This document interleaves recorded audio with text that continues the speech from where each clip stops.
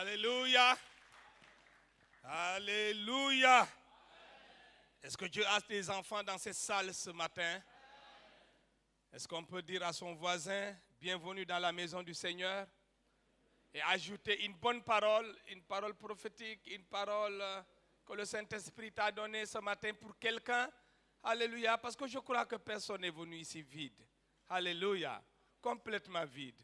Non, tu as quelque chose à communiquer à quelqu'un d'autre ce matin. Alléluia. Nous bénissons le Seigneur pour ces moments.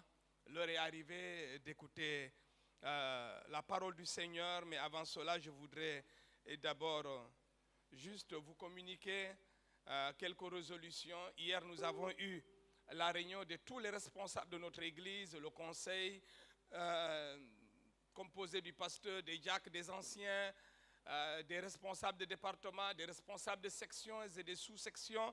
Hier, on a eu une merveilleuse journée ensemble ici à ce lieu pour appréhender les 6 mois encore à venir. Nous sommes à la moitié de l'année et nous nous sommes arrêtés pour évaluer le travail qui a été fait jusqu'ici depuis janvier jusqu'au mois de juin. Jusqu'au mois de juin et ficeler un plan d'action pour les 6 prochains mois. Alors, si nous avions comme objectif d'atteindre 1000, aujourd'hui, on n'est pas loin des 1000. On n'est pas loin des 1000 dans notre église. Si nous ajoutons même le travail que nous faisons au niveau des annexes, parce que tout à l'heure, d'ailleurs, je vais introduire l'homme de Dieu et je vais aller dans une de nos annexes ici à Anne-Mariste pour prêcher, pour diriger le culte là-bas. Et si nous ajoutons donc le travail qui se fait au niveau des annexes, on a même dépassé 1000. On a dépassé 1000 fidèles au niveau de notre œuvre. Alors, hier, on a résolu d'ici la fin de l'année d'atteindre, sinon de dépasser 1200 fidèles.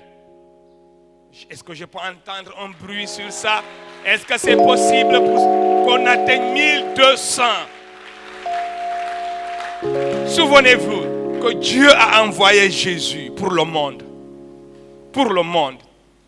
Le verset le plus connu de la Bible, Jean 3,16, dit que Dieu a tant aimé le monde. Tant aimé le monde. Pas seulement la ville de Dakar, pas seulement le Sénégal, pas seulement l'Afrique, mais le monde. Pas seulement les chrétiens, mais le monde entier. Il a tellement aimé le monde qu'il a donné la seule chose qu'il avait. Jésus, le seul fils. Il n'en avait pas 2, 3, 4, non. Il nous a donné le seul enfant qu'il avait dans le ciel. Si vous vous rappelez très bien sur la croix, c'était difficile. Je l'ai dit ici la dernière fois. La seule fois où Jésus a appelé Dieu, Dieu, et pas Père, c'était quand il était sur la croix. Sinon, jamais dans la Bible, on a vu quand il était sur la terre. Chaque fois, il appelait Père. Parce que mon Père travaille, moi aussi je travaille. Père, je sais que tu m'exauces toujours. Tout ce que je fais, c'est parce que j'ai vu mon Père le faire. Je dois rester dans la maison de mon Père et m'occuper de ses affaires. Il n'avait que 12 ans. Dis à quelqu'un, il n'avait que 12 ans. Il n'avait pas ton âge. 12 ans seulement. Il était conscient qu'il devait rester dans la maison de son Père et s'occuper de ses affaires, rendre ses affaires prospères. C'est pourquoi nous avons pris la décision d'aller au-delà de 1200. Parce que nous voulons rendre les affaires, nous voulons rester dans la maison de Dieu et faire prospérer ses œuvres, prospérer son église. Alléluia. Dans le monde, on dit qui n'avance pas, il recule. Et la vie chrétienne est comme une course à vélo. Le vélo, tu ne peux pas t'asseoir sur le vélo, dire je ne vais pas pédaler et rester là. Tu vas tomber. Et c'est comme ça la vie chrétienne. Si tu restes dans l'église, tu dis moi je reste dans l'église, je ne fais rien, tu vas tomber. Tu vas tomber. Tous les chrétiens qui croisent les bras dans l'église, ils disent non, moi là je veux être un chrétien simple, là, ils finissent par tomber. C'est une course à clé, à vélo, tu te mets sur le vélo, il faut pédaler. Et au vélo, on ne peut pas pédaler en reculant. Est-ce que c'est possible? On pédale en avançant. Est-ce que je parle à quelqu'un ce matin? C'est pourquoi donc d'ici la fin de 2018, et ça, il faut prier, il faut jeûner, il faut travailler à cela, que nous dépassions 1200. Mais au minimum, le soir, le 31 décembre 2018, nous voulons nous tenir ici, debout, et constater qu'on est allé au-delà de 1200. Amen. Ça, c'est un objectif. Le deuxième objectif, c'est de baptiser au minimum 100 personnes pendant ces 6 prochains mois-là. Baptiser au minimum. Vous savez, chaque année, on a 4 séances de baptême. On a déjà fait 2 avec des promesses, des promotions fantastiques. Bien-aimés, engagés. Alors, les 2 prochaines promotions, nous voulons comptabiliser au minimum 100 chrétiens. Le dimanche à venir, nous parlerons des autres objectifs que nous nous sommes fixés. Nous avançons, au fur et à mesure que nous avançons, nous partagerons avec vous les autres objectifs. Mais pour l'instant, retenez ces 2 objectifs. Nous avons reçu un homme de Dieu qui nous vient du Gabon. Voilà, il est juste derrière moi. Il nous vient du Gabon. Son nom, c'est le pasteur Morgan. Alors, il est des assemblées de Dieu du Gabon. Pasteur à Likuala, c'est ça, je ne sais pas si j'ai bien prononcé, mais il est pasteur à Likuala.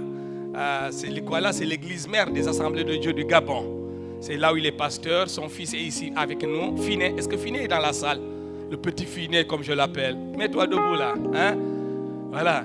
Vous savez, les enfants des pasteurs, moi j'ai un regard tout particulier pour vous. Vous n'avez pas droit à l'erreur, sinon je tire les oreilles. Parce qu'après, c'est notre ministère qui prend un coup. Donc, c'est le petit Finet là. Que tout le monde sache que son papa est pasteur désormais. Parce qu'il y a certains même, ils ne se présentent pas comme enfants de pasteur. Pour vous, bon, ouais, on comprend, ils veulent faire comme tout le monde. Mais tu ne peux pas faire comme tout le monde. Voilà. Et maintenant, tout le monde sait que ton papa est pasteur. Toute l'église le sait. Voilà, son papa est là. C'est lui qui... Tu fais les 2 cultes. Hein? Parce qu'au 2e culte aussi, on doit te présenter. Tu fais les 2 cultes. Aujourd'hui, là, tu vas rester toute la journée ici. Alors, homme de Dieu, c'est une grande joie pour nous de vous recevoir. Il a étudié au Sénégal. Hein? Il a étudié au Sénégal et il est parti au Gabon. Et aujourd'hui, c'est son fils qui étudie maintenant au Sénégal. On vous remercie aussi pour la confiance que vous faites à notre pays. Hein? D'envoyer vos enfants étudier ici. Que Dieu vous bénisse. Amen. Donc sans plus tarder, je vais le laisser toute la place. Alors, il va nous transmettre le message du Seigneur. Que Dieu vous bénisse, homme de Dieu.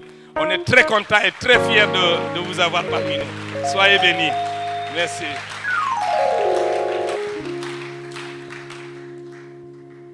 Alléluia. Bonjour à tous. Je suis très honoré ce matin d'être parmi vous. Et c'est pour moi une grâce, un privilège que l'homme de Dieu m'accorde d'être sur sa chair. Vous savez, lorsqu'on montre sur ce pupitre, des fois on a des craintes, on a des tremblements. Comme il a dit, je suis le pasteur délégué ou le délégué pastoral Morgan Binyumba. Je suis des assemblées de Dieu du Gabon. Présentement, je suis à l'église mère de Likuala. Et comme il a dit également, j'ai été dans ce pays et j'ai l'habitude de dire que le Sénégal, c'est mon 2e pays. Amen. De 1990 à 1997, j'ai été étudiant à l'université Cheikh Anta Diop, précisément à l'école vétérinaire. Je suis donc un serviteur de Dieu laïque, pas encore à plein temps. Dieu fait son chemin. Certainement, à un moment donné, il va me dire de jeter le filet et puis de me consacrer totalement à son œuvre. Amen. J'aurais bien voulu chanter, mais le temps me manque. Je vais aller droit au but. Le temps est court. Je voulais vous apporter le conseil de Dieu ce matin. Je suis venu ici dans le cadre professionnel, mais depuis Libreville, tout de suite, j'ai su que j'avais quelque chose à partager avec l'Église. Et Dieu, il utilise tous les moyens pour pouvoir faire son œuvre. Amen. Sans plus tarder, je voudrais que nous lisions 2 passages dans la Bible. Le premier se trouve dans l'Ancien Testament, dans le livre de l'Ecclésiaste, au chapitre 9. Nous lirons juste le verset 8. Ecclésiaste, chapitre 9, juste le verset 8. Et après, nous allons passer au Nouveau Testament. Nous lirons dans Matthieu, au chapitre 17, les 9 premiers versets. La Bible nous dit qu'en tout temps, tes vêtements soient blancs et que l'huile ne manque point sur ta tête. Que vous ayez ce passage en référence et que vous puissiez le mémoriser. Je vais lire maintenant dans le Nouveau Testament, Matthieu, chapitre 17, rapidement, au pas de course, le temps nous est compté. Il nous est parlé de la transfiguration de Jésus, certainement un récit que vous connaissez très bien. La Bible dit, 6 jours après, Jésus prit avec lui Pierre, Jacques et Jean, son frère, et il les conduisit à l'écart sur une haute montagne. Il fut transfiguré devant eux, son visage resplendit comme le soleil, et ses vêtements devinrent blancs comme la lumière. Et voici, Moïse et Élie leur apparurent, s'entretenant avec lui. Pierre, prenant la parole, dit à Jésus, « Seigneur, il est bon que nous soyons ici. Si tu le veux, je dresserai ici 3 tentes, une pour toi, une pour Moïse et une pour Élie. » Comme il parlait encore, une nuée lumineuse les couvrit, et voici une voix fit entendre de la nuée ces paroles. « Celui-ci est mon fils bien-aimé, en qui j'ai mis toute mon affection, écoutez-le. » Lorsqu'ils entendirent cette voix, les disciples tombèrent sur leurs faces et furent saisis d'une grande frayeur. Mais Jésus, s'approchant, les toucha et dit, « Levez-vous, n'ayez pas peur. » Ils levèrent les yeux et ne virent que Jésus seul. Comme ils descendaient de la montagne, Jésus leur donna cet ordre, « Ne parlez à personne de cette vision jusqu'à ce que le Fils de l'homme soit ressuscité des morts. » Amen. Alléluia. Il fait très chaud ces moments. Je redoutais de venir à Dakar à cette période. J'ai dit, je connais le pays. Mais je suis un peu agréablement surpris parce que la chaleur que je sens là, ce n'est pas la chaleur que j'ai l'habitude de sentir en pareilles circonstances. Mais je suis ici. Je vais bientôt repartir. Demain, Dieu voulant, je serai dans l'avion. Ce matin, j'avais à cœur, frères et sœurs, en lisant un peu, en m'informant du thème que l'homme de Dieu a donné cette année, enflammé pour conquérir.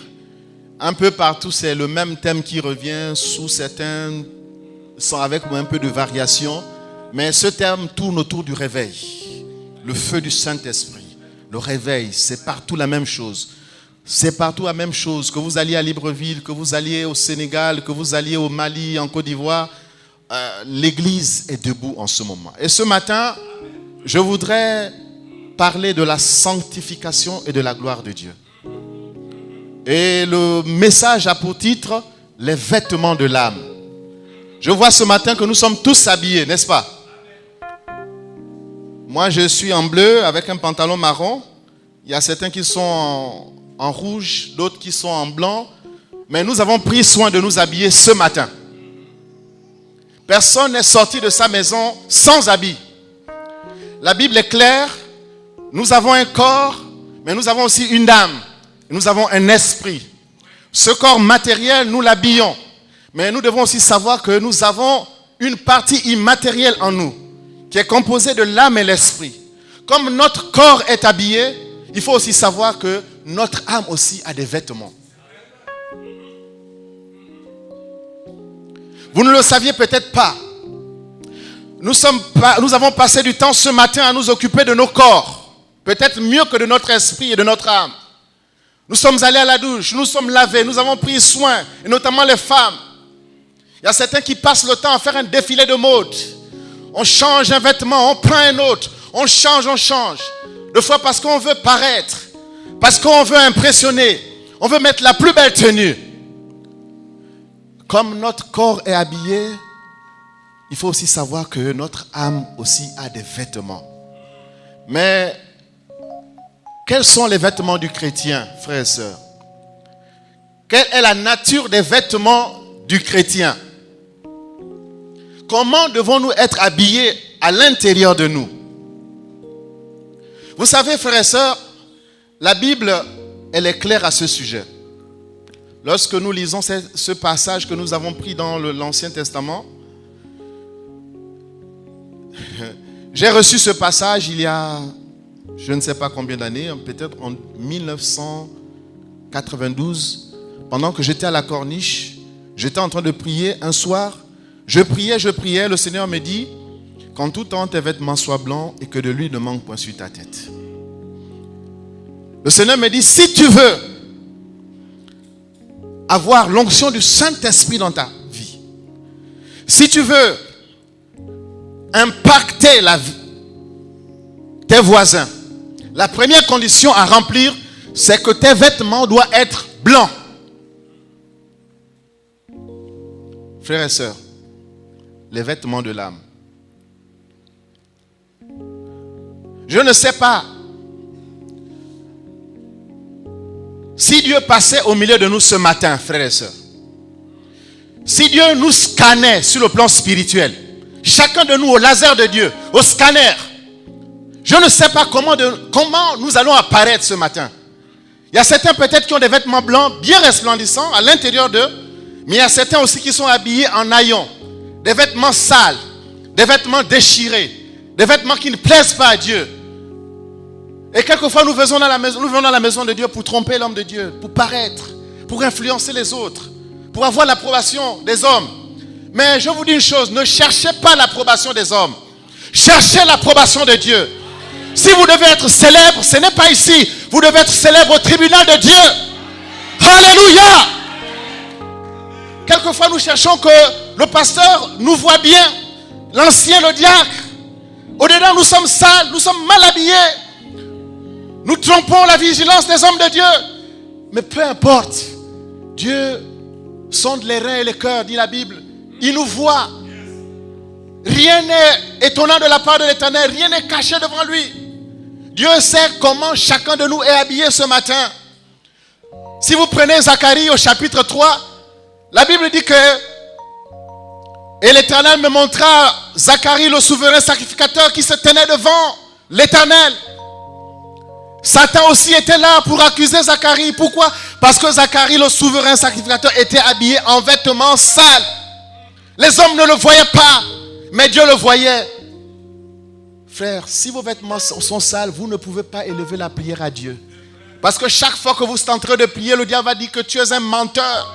Tu vis dans le péché. Tu es un trompeur. Tu es un dissimulateur. Il fallait résoudre le problème de Zacharie. Il fallait que Zacharie soit lavé, ses vêtements soient purifiés. Frères et sœurs, je vous dis que le temps est arrivé où chacun doit aller à la croix. C'est là où on lave les vêtements de l'âme. Alléluia. Parce que la Bible dit dans l'Apocalypse, ils ont lavé leur robe dans le sang de l'agneau. Et dans la même Apocalypse, au chapitre 22, le verset 14, heureux ceux qui lavent leur robe, afin d'avoir droit à l'arbre de vie et de rentrer par les portes dans la ville, dehors les chiens, etc. Le détergent qui lave les vêtements de notre âme, c'est le sang de l'agneau. Laver l'âme, c'est que quand nous repentons, quand tu comprends ta misère, lorsque la sœur était en train de chanter tout à l'heure, j'ai compris que nous étions en phase. J'ai compris que nous étions connectés. Et j'ai commencé à me réjouir à l'intérieur de moi. J'ai dit, Seigneur, merci parce que je ne suis pas loin. Le Saint-Esprit est là. Tu as parlé. Et je pense que le message que j'ai pour ce peuple ce matin, c'est il a été délivré par toi, communiqué, révélé par toi. Frères et sœurs, aujourd'hui, il y a un phénomène dans l'église du Seigneur.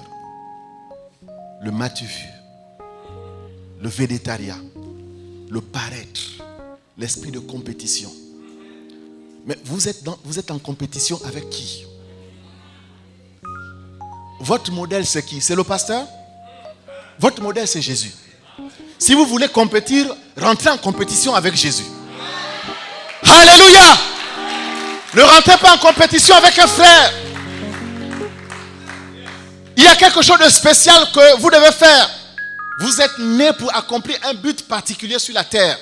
Il n'y a que vous que Dieu a mandaté pour faire ce travail. Avec les moyens, avec l'onction de Dieu. Dieu te dit qu'en tout temps tes vêtements soient blancs. Pasteur, quand un fois, à un moment donné, quand j'ai médité sur ce passage, j'ai dit, Seigneur, tu es trop exigeant. Moi, comment quelqu'un peut avoir les vêtements blancs du matin au soir? Vous savez que la couleur blanche, c'est la plus salissante. Vous comprenez que lorsque vous êtes habillé en vêtements blancs, vous ne pouvez pas vous asseoir dans un car rapide. Amen, amen. Quand vous êtes habillé en vêtements blancs, vous prenez précaution de là où vous allez vous asseoir. Avec qui vous allez vous asseoir. Avec qui vous allez marcher. Vous êtes méticuleux. Vous êtes regardant. Vous veillez. Vous n'êtes pas avec tout le monde. Un temps soit peu, tout de suite on remarque qu'il y a une tache dans votre vêtement. C'est ça la sanctification. C'est la rigueur. C'est la maîtrise de soi. C'est de marcher dans la lumière, dans la vérité. Et l'instrument qui sanctifie, c'est la vérité. Il n'y a plus besoin de jouer à cache-cache. Vous devez marcher dans la vérité. Le vêtement blanc là est tissé avec les toiles de la vérité. Ce n'est pas en tissu de lin, en tissu de coton, mais c'est la vérité qui tisse votre vêtement.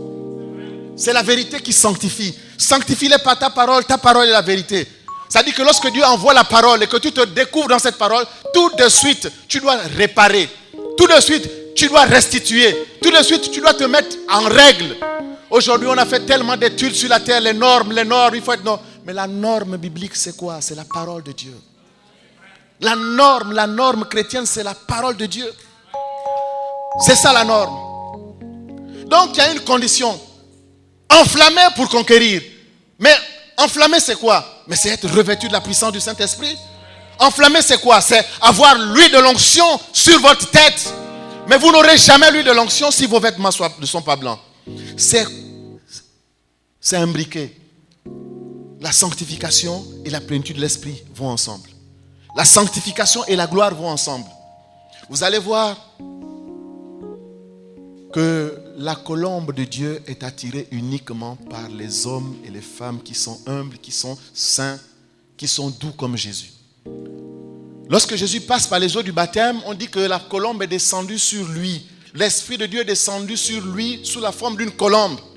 Mais pourquoi cet esprit n'est pas allé voir, la colombe n'est pas allée voir d'autres personnes? Mais parce qu'il y avait quelqu'un qui était particulier, qui avait les caractéristiques qu'il fallait pour attirer cette colombe. Il y a des hommes et des femmes, des chrétiens qui cherchent le baptême du Saint-Esprit. Vous êtes nés de nouveau. Depuis 1900, je ne sais combien. 5 ans, tu pries, pas de baptême du Saint-Esprit. 10 ans, tu es dans la maison de Dieu, tu n'es pas baptisé du Saint-Esprit. 15 ans, tu es dans la maison de Dieu, tu n'as pas le baptême du Saint-Esprit. Il y a quelque chose qui ne va pas. Il y a quelque chose qui ne va pas.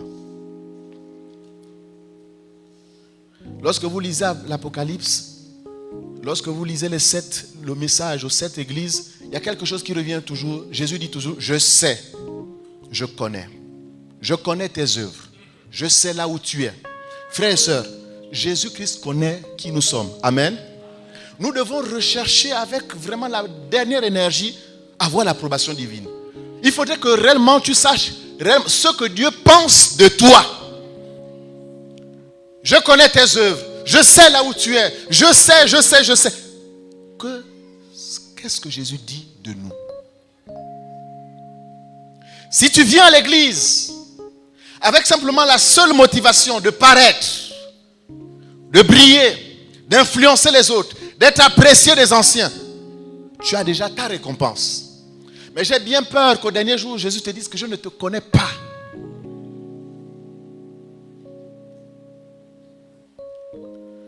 Vous savez pourquoi j'ai lu le passage de Matthieu? On dit 6 jours après, Jésus a pris les 3 là, du cercle restreint. Il y avait les 70, après il y avait les 12, après il y avait les 3. Le cercle intime de Jésus.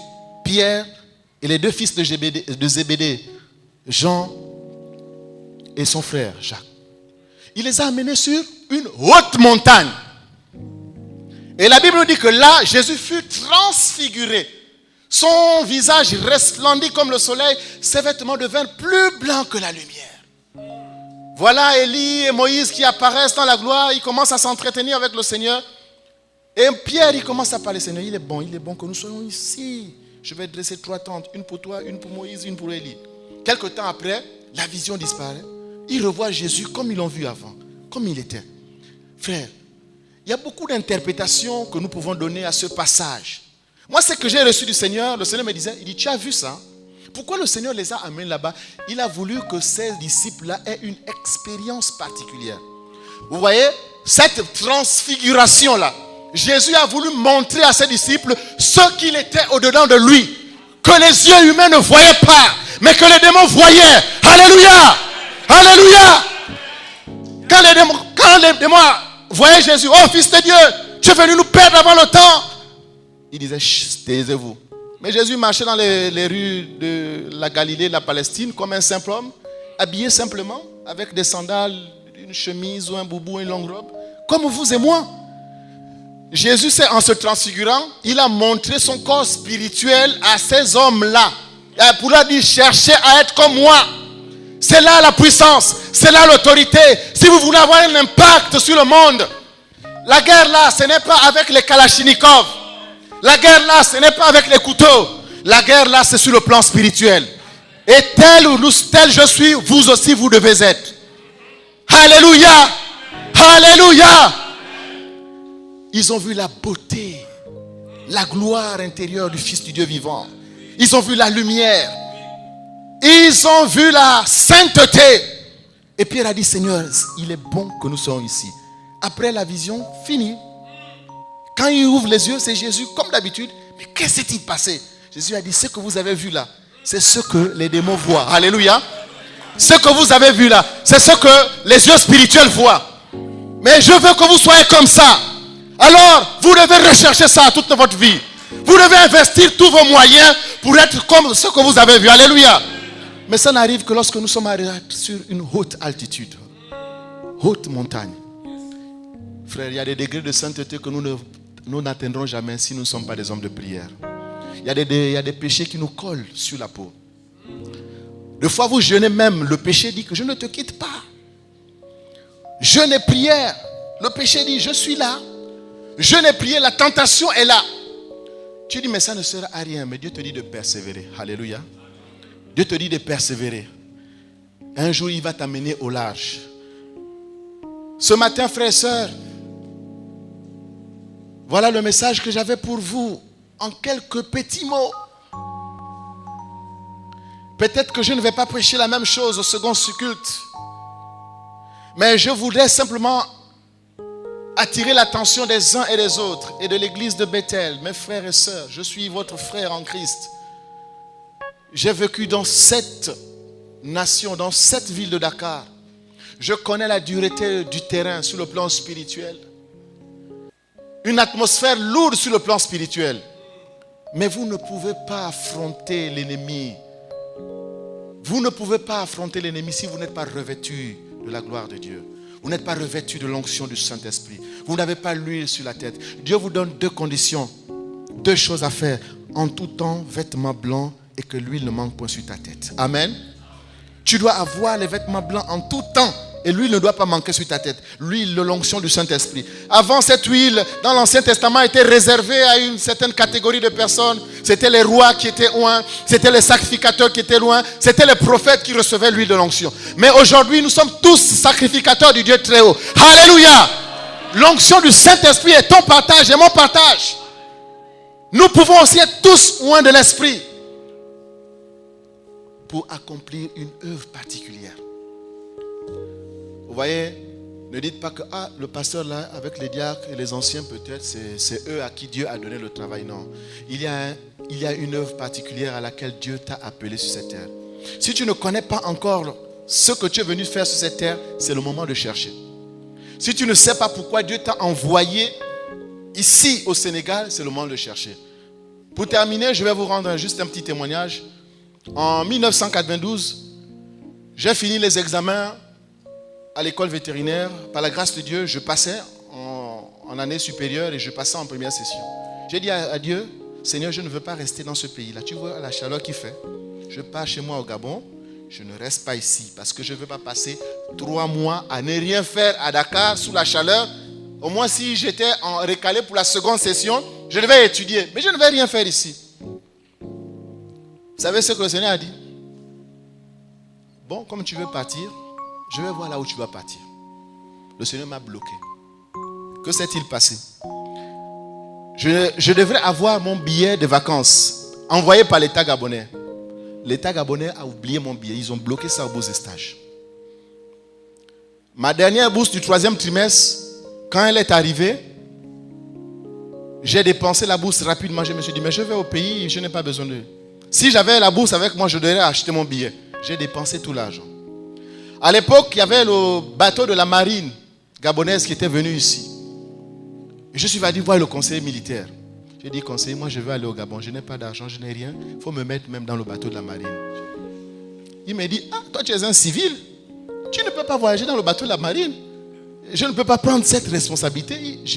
Comme c'était un monsieur que je connaissais particulièrement, je l'ai supplié. Il a dit, non, je ne peux pas faire ça.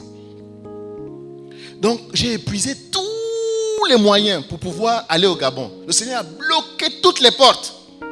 Alors, un soir, je rentre dans ma chambre. Je me suis assis simplement sur mon lit. J'ai dit, Seigneur, j'ai parlé comme ça à la haute voix. J'ai dit, Seigneur, pourquoi tu m'as fait rester à Dakar?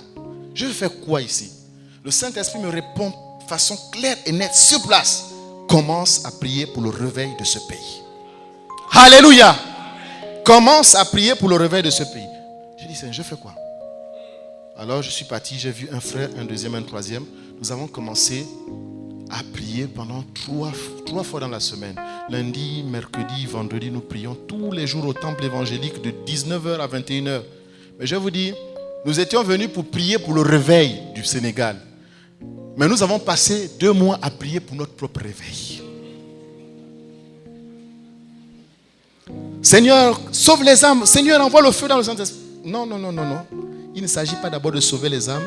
Il s'agit d'abord de régler les problèmes avec vos vies.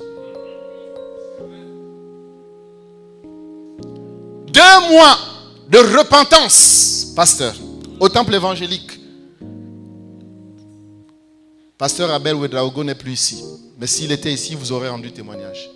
Mais je vous dis, après 2 mois, le visage du temple évangélique a changé.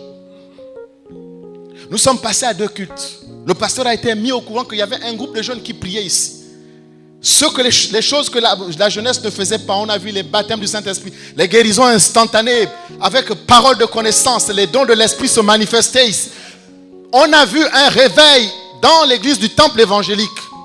Et j'ai compris pourquoi le Seigneur a voulu que je reste ici. Donc lorsque je vous dis que cherchez à ce que vos vêtements soient blancs, ce n'est pas une vue de l'esprit. Ce n'est pas une imagination. C'est des choses que j'ai vécues et que vous aussi vous pouvez vivre. Le Seigneur nous a amenés à nous repentir des péchés que nous avons commis quand nous étions dans le monde avant, que nous n'avions oublié de confesser. Le Seigneur nous a amenés à être transparents, faire des réparations. On était tous transparents. Il n'y a plus les cachotteries, la fausseté, la dissimulation, la duplicité, la double vie, la finie. C'est-à-dire que dans le groupe de prière, tout le monde était au courant de la vie de tout le monde. Alléluia.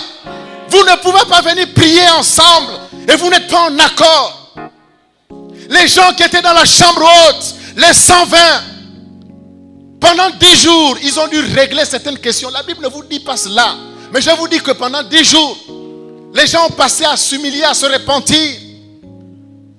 Les frères de Jésus qui l'avaient accusé avant, oh Seigneur, pardonne-moi, je ne savais pas, ils se sont repentis. Ils sont allés peut-être auprès de leur mère Marie. Ah, mère, pardonne-nous. Nous aussi, on pensait comme les pharisiens, tout. Mais on a compris que c'est lui, l'agneau de Dieu, le Messie, notre frère aîné que tu as enfanté, c'est lui. Ils se sont repentis. Pierre, peut-être encore s'est souvenu. Ah, Seigneur, pardonne-moi de t'avoir renié 3 fois. Ils se sont repentis, Les cœurs étaient préparés. Les terrains étaient rabourés. Jusqu'à ce qu'il y ait un tout à coup. Alléluia! Le ciel s'est déchiré ce jour. Le Saint-Esprit est descendu. Et il a distribué à chacun selon son plan. Aujourd'hui, les gens, je vois dans des églises, des baptêmes du Saint-Esprit qui ne sont pas authentiques. On t'appelle, on te dit commence à parler en langue. Ça ne se passe pas comme ça. Ça ne se passe pas comme ça. Commence à parler en langue. Ça commence comment? Parce que tu as entendu quelqu'un qui a entendu kokoko, kakaka. Toi, si tu répètes, ça ne se passe pas comme ça. Le parler en langue, c'est une émanation de Dieu lui-même. Ça dit que tu ne forces pas. Si tu as le baptême de l'Esprit, tu vas parler en langue. Alléluia. Si tu es baptisé du Saint-Esprit, tu vas parler en langue. Mais si tu parles en langue, ce n'est pas forcément que tu sois baptisé du Saint-Esprit. Les démons aussi parlent en langue.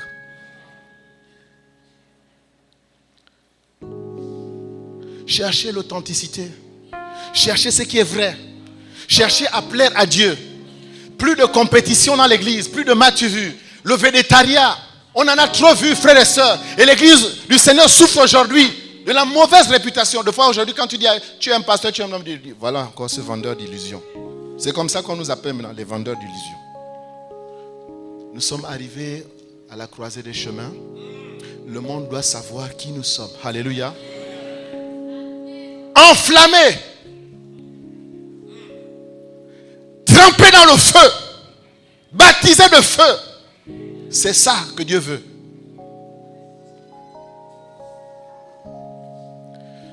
Vous êtes tous en mission ici. Je sais que la plupart, vous êtes Gabonais, vous êtes Centrafricains, vous êtes Ivoiriens, mais vous êtes en mission. Alléluia. Comme a dit le pasteur, vous êtes dans un temps de retraite. Et Dieu va vous utiliser. Ne pensez pas d'abord même au pays. Dieu va vous utiliser pour ce pays. Dieu va vous utiliser pour être une bénédiction pour ce pays.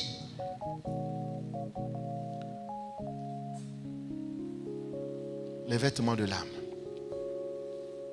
Revêtus de lumière pour régner à perpétuité. Voilà. Lorsque vous voyez Jésus marcher dans les rues de la Palestine, c'est un simple homme. Mais Jésus n'est pas comme tous les hommes. Quand les esprits regardent, quand les esprits voient l'arrière-plan, ils voient la gloire, ils voient la lumière, ils voient la puissance. Et ils pouvaient dire, Fils de Dieu, tu es venu nous perdre avant le temps, retire-nous. Quand Jésus arrive devant le fou de Gadara, les disciples regardent le fou. Mais Jésus, à l'intérieur de lui, il rayonne, il brille, il a la puissance et la gloire. Donc, frères et sœurs, ce matin, voilà le message que je voulais partager. Nous allons faire une prière.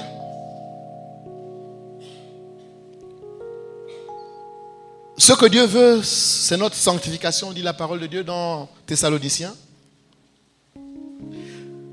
Je ne sais pas, tu es venu ce matin, il y a peut-être des actes que tu as posés, il y a peut-être des paroles que tu as proférées. Bref, tu connais que ta vie ne va pas. Si Dieu te passait à son scanner en ce moment-là, il découvrirait que tu es mal habillé, tu es peut-être comme le souverain sacrificateur Josué avec des vêtements sales. Tu triches. Tu n'évolues pas dans la vie chrétienne. Et tu es conscient de cela. Tu as souvent essayé, mais tu n'as pas pu. Il y a un vice qui te poursuit.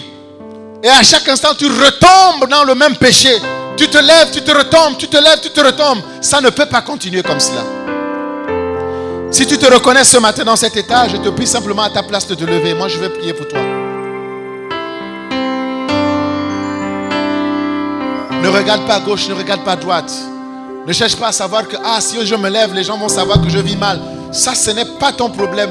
Ça, c'est le problème de Dieu avec toi.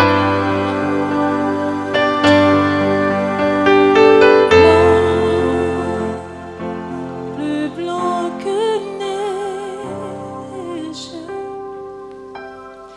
la vie Dans le sang de l'agneau, je serai plus blanc que la neige.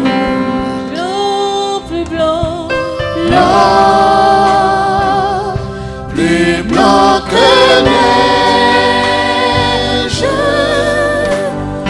blanc, plus blanc que neige. La vie dans le sang de l'agneau. Je serai plus blanc que la neige. Plus blanc, blanc, plus blanc que neige. Blanc, plus blanc que neige. La vie dans le sang de l'agneau. Je serai plus blanc que la neige. c'est la vérité qui nous sanctifie, frères et sœurs. Si nous voulons être revêtus de vêtements blancs, nous devons marcher dans la vérité. Nous devons marcher dans la sincérité. Nous devons marcher dans la transparence. Nous ne devons plus avoir quelque chose à cacher. Notre vie doit être claire, limpide devant Dieu et devant aussi les hommes. Alors commence à demander à Dieu de te pardonner.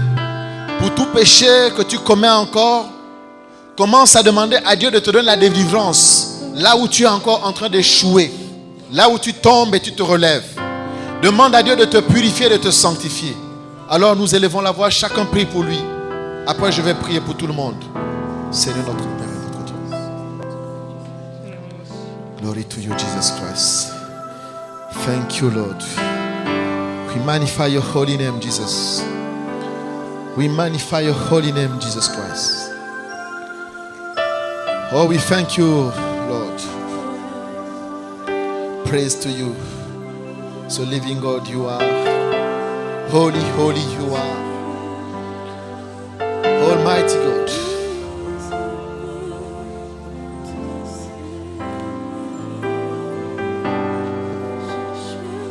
Gloire à ton Seigneur. Seigneur, je vais prier pour ce peuple ce matin, Seigneur. Tu vois cette sœur éternelle qui n'arrive pas à se séparer, qui est toujours tentée à retourner dans le monde pour les biens de ce monde, pour ce que cet homme veut lui donner ou lui offrir. Ce matin, au nom de Jésus de Nazareth, que les chaînes de la servitude soient brisées. Je romps, Seigneur, toute espèce de joug. Que le joug du péché soit brisé dans les vies.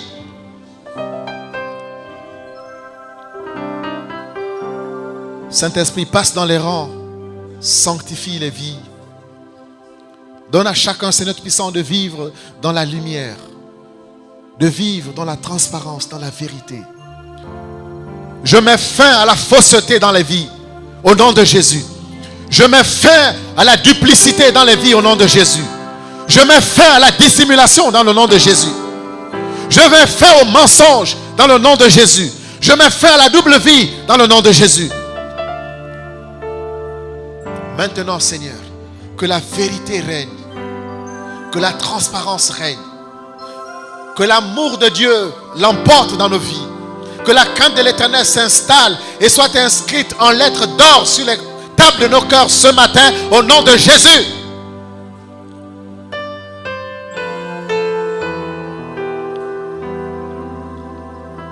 Seigneur, tu vois ce frère qui a peur de s'engager et qui pense toujours à son passé. Il a peur de s'engager avec toi. Seigneur, aide ce frère ce matin qui s'engage totalement à te suivre. Parce qu'au bout, il y a la récompense. Au bout, il y a la gloire. Tu es celui qui récompense ceux qui te servent. Et tu fais toujours la différence entre ceux qui te servent et ceux qui ne te servent pas. Merci Seigneur pour le frère que tu fortifies. À toi seul la gloire. Au nom de Jésus-Christ. Amen. Alléluia. Veuillez vous asseoir.